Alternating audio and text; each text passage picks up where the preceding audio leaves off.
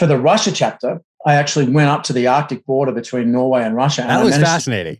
I wanted to take that and just do another book on that. I feel like I should not read when they come out, read them cover to cover. I should just pick a chapter and then start my next novel. Like just get a spark or something to explore and start that next chapter. But that was fascinating. Yeah. What inspired you to go up there as part of this research? Was there something that stuck out?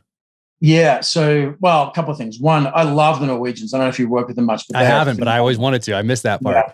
They're just fantastic. And, for an army their size, of a nation their size, I'd say no one beats them in terms of quality, and particularly their special forces are just outstanding. And the Norwegians played a really big role in a number of the campaigns, obviously, since 9/11. I knew a bunch of guys from Afghanistan and elsewhere, and I'd been invited to go to Oslo to speak at a conference talking about the future of potential conflict with the Russians. And I was like, I'll come, and you don't have to pay me, of course, but I'll do a little contra deal.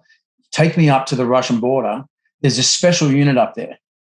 It's sort of like, elves running around at the border of Mordor, hanging out in the forest with the Eye of Sauron looking at them. This tiny little unit, it's about 600 people, very elite. You're about 400 miles north of the Arctic Circle. It's all forest and swamp and tundra. And on the other side is basically the entire Russian Arctic, Northern Fleet, plus about 3 divisions of airborne troops and motor rifle troops. It's a huge amount of Russian firepower on the other side of this tiny little border. And half of it is water, so a little small boat type river, and half of it is forest. So I managed to go out with these guys for a few days and talk to them. They hide in these little OPs, keeping an eye on the Russians that are moving around by small boat. And I managed to ride about half the border on quad bike in the forest, right up to the edge of the border, like a couple of feet from Russia.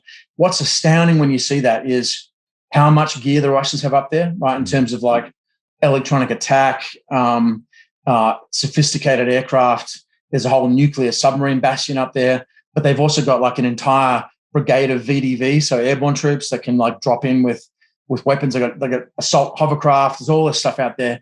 But also when you look at it, you realize that their border, even 30 years after the fall of the Soviet Union, is not designed to keep people out. It's designed to keep people in. So it's a very interesting sort of verdict on, modern Russia when you think about it. But the interesting thing about that area is there's a lot of Russian-speaking Norwegians. There are a lot of Norwegians who actually fought with the Russians against the Germans in World War II. People from, if you've ever been to Norway, bring your own alcohol because it costs like a bomb to buy like a bottle of whiskey up there. I'll keep that in mind.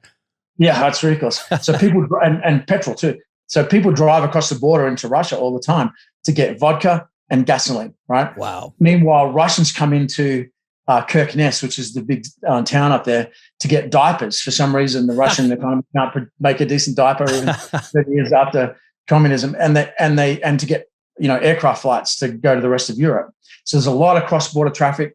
There's intelligence activity goes on. There's cross-border movement.